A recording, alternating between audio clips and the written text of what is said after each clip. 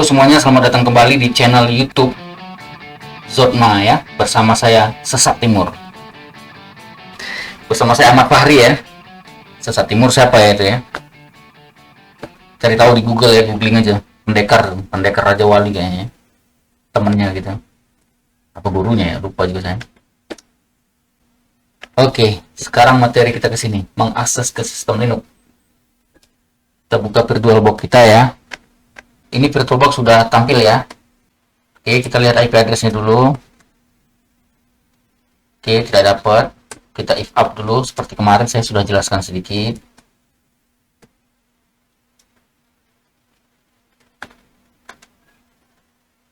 Oke, IP ADDR. Dapat IP yang sama dengan kemarin, masih IP 227 ya. Oke, kita akses menggunakan command prompt ya. Menggunakan SSH. Ini kita besarin tampilannya. Oke, kita akses menggunakan SSH root at 192.168.100.227. Masukkan passwordnya. Oke, ini adalah tampilan pertama ya. Setelah kita SSH, perhatikan di sini. Ini ada tanda crash seperti ini ya. Ini menandakan bahwasannya Anda berada di level administrator atau di level root ya. Root itu administrator kalau di Linux ya. Nah, kalau nanti dia tanda ini berubah menjadi tanda dolar seperti ini, berarti Anda di user biasa seperti itu. Nah, untuk mencoba level user root, level user biasa, berarti user biasanya harus ada dulu gitu kan ya. Di tutorial kemarin itu kita belum ada nambahin user ya. Coba kita lihat di sini. Nah, di sini ada cara menambahkan user. Dengan cara user add user Anda. Gitu ya. Nih, nanti setelah itu passwordnya diganti. Ya.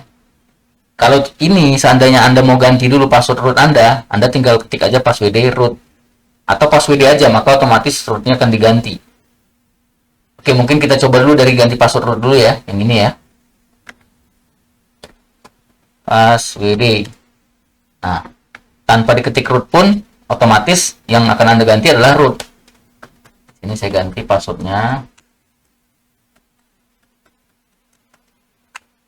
Oke, sudah tergantikan. Dinyatakan kalau ini adalah bad password, tapi tetap dia save sama dia. Jadi dia memberikan suggestion ke kita bahwasannya ini bad password gitu ya. Tapi karena saya ingin mudah saja, maka saya pakai aja password yang simple. Untuk production di live production server tidak disarankan menggunakan password yang simple ya, karena gampang dihack ya, di brute force oleh beberapa tools aplikasi security ya.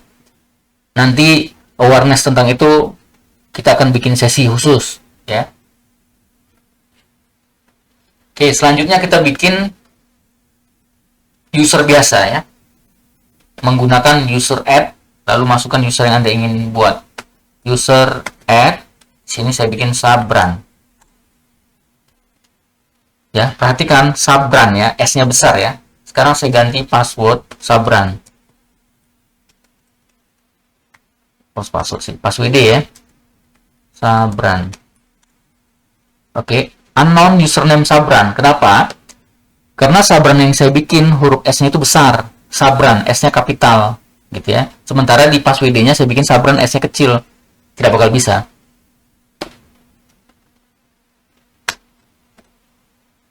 Jadi harus seperti ini, harus sama. Jadi di Linux itu command line Linux itu case sensitive. Ya, saya ingatkan kembali, Linux itu case sensitive. Jadi apa yang Anda ketik itu harus sama persis. Nah, password Sabran kita bikin yang gampang aja dulu, 123 123 123 123. Oke, tidak match ya. Kalau passwordnya tidak match antara yang pertama dan yang kedua, maka tidak diterima sama sistem Linux. Jadi Anda harus sama. 123 123 123 123. Oke. Nah, sekarang password Sabran sudah bisa dipakai. Dan ingat, pada saat Anda mengetikkan password, perhatikan di sini, ini tidak ter apapun ya, tapi ada yang sudah Anda ketik ya, dia terhidden ya. Ini juga nih, tidak terlihat apapun. Ya, tidak terlihat apapun. Tapi pas Anda ketik, itu sebenarnya sudah ada inputan di dalam. Oke, sekarang kita coba login sebagai Sabran. Ya, kita exit. Oke, perhatikan tuh, logout exit atau Ctrl D ya. Kita coba dari logout. Tuh, logout. Keluar ya.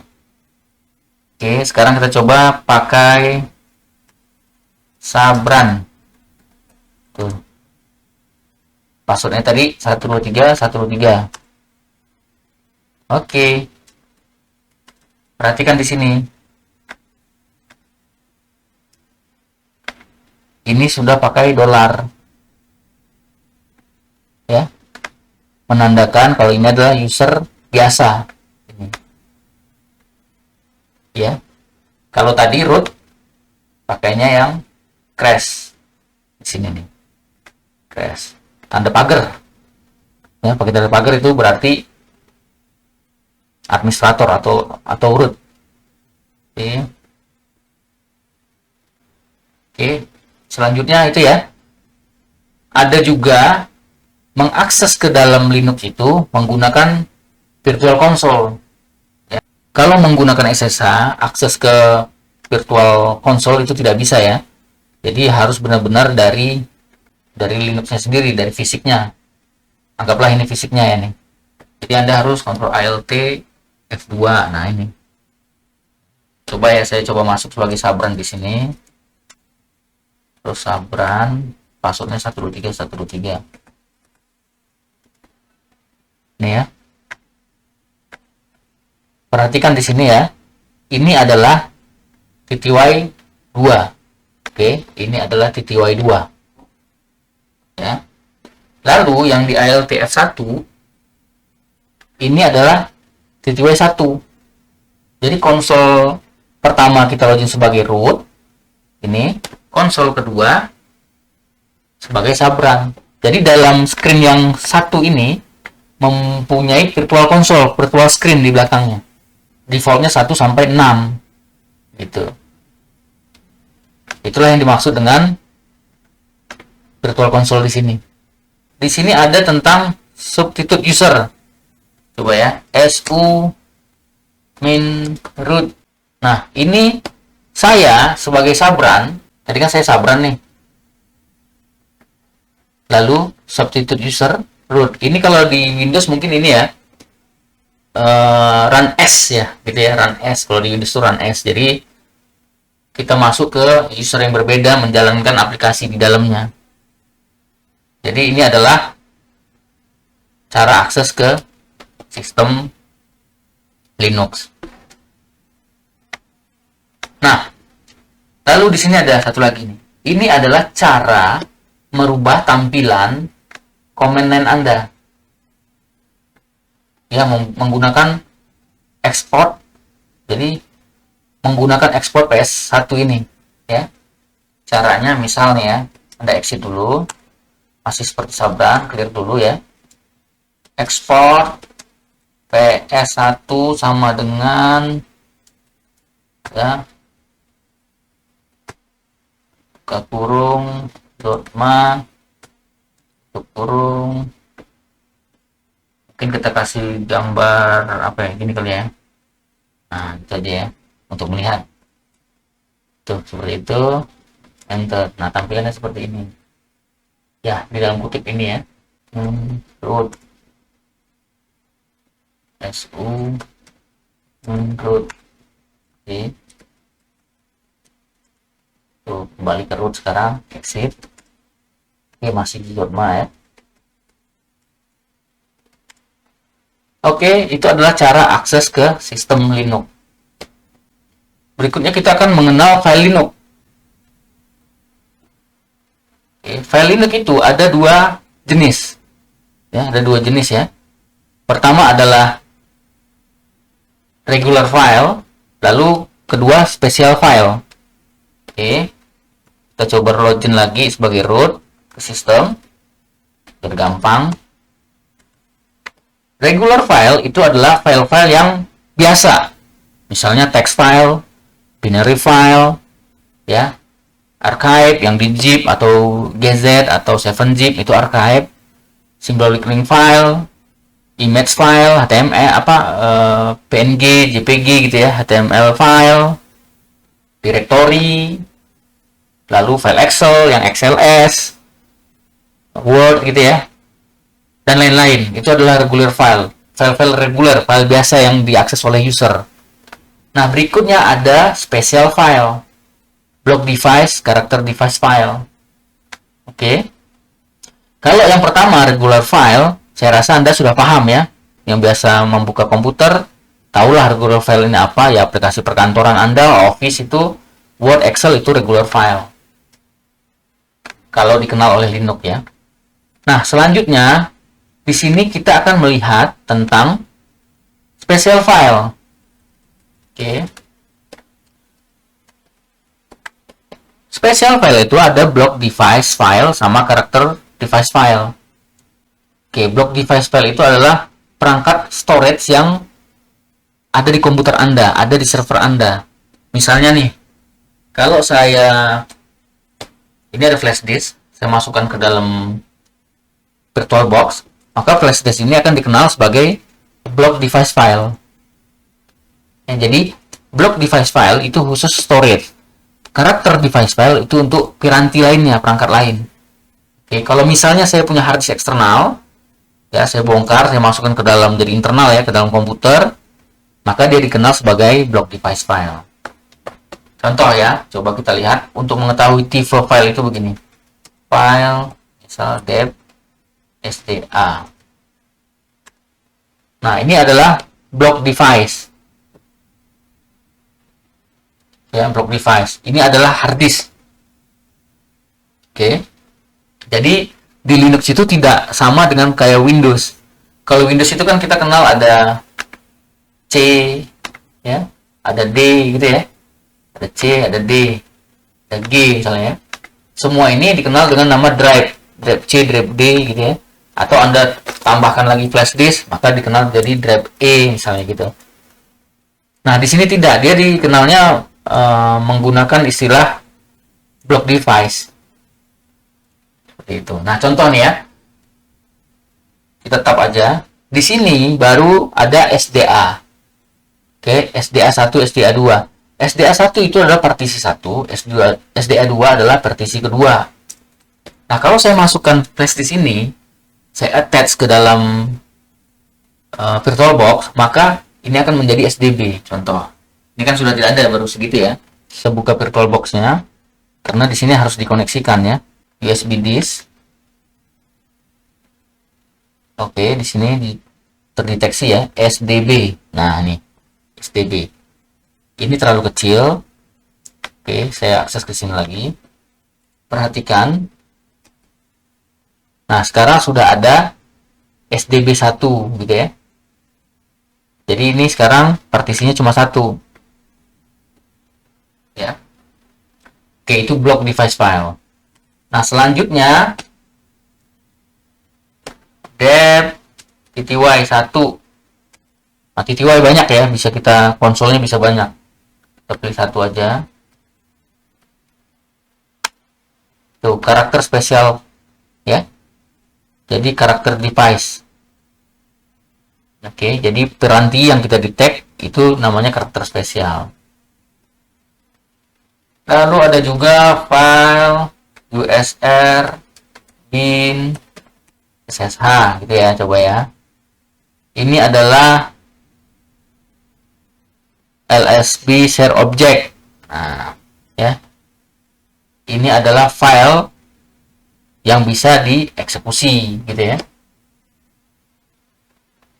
Oke, selanjutnya file etc. Saya ngikutin semuanya di slide ini yang saya bikin ya, biar gampang Anda juga ngikutin di rumah. Passwd. Nah, ini ASCII text. Ya, ini text file. Coba kita lihat ya, pakai les saja. tc password. Tuh, ini terlihat semua nih. Ini memang text file ya. Isinya itu text file. Oke, isi text file. Nah, lalu file boot. File boot itu directory. Tipenya directory, tipenya folder. Oke, yang terakhir yang zip ya, kita tes ya. Di Linux itu akan ketahuan itu zip beneran atau tidak ya, contoh nih. Pertama kita install dulu, yang install zip dulu.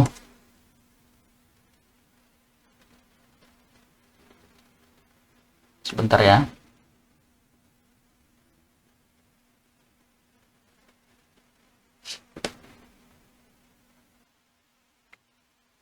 Oke.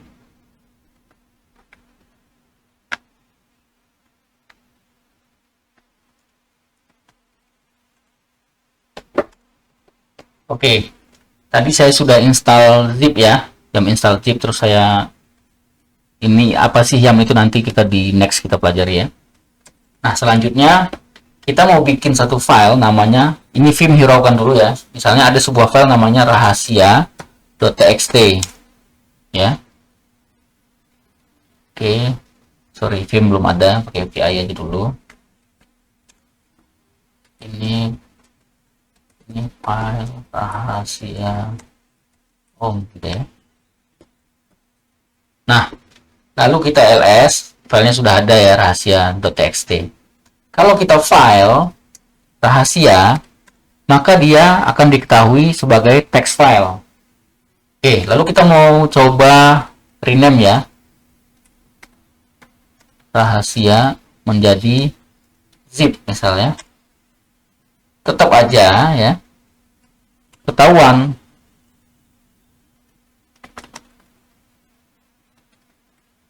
Tetap saja ketahuan kalau ini adalah text file. Seperti itu ya. Karena kita cuma rename, bukan konten di dalamnya yang menjadi zip. Nah, kalau dia zip, contoh nih, clear dulu ya.